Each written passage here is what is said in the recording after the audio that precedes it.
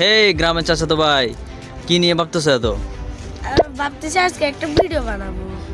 তো তুমি কোন বিষয় নিয়ে ভিডিও বানাতে চাইতেছো? আমি তো অ্যাডোবি ফটোশপের ভিতরে পিকচারকে কিভাবে ফুল স্ক্রিন করতে হয় ওটা জানি না। যদি এই বিষয় নিয়ে আমাকে একটি ভিডিও বানিয়ে দিতে। তাহলে চলো আমরা এই বিষয় নিয়ে একটা ভিডিও বানাই ফেলি। আসসালামু আলাইকুম এভরিওয়ান, কি অবস্থা সবার? আশা করি আপনারা সবাই অনেক ভালো রয়েছেন। কিভাবে অ্যাডোবি ফটোশপে একটা ছবিকে ফুল স্ক্রিন করা যায়, আজকে আমি ওই বিষয়টা নিয়ে কথা বলবো।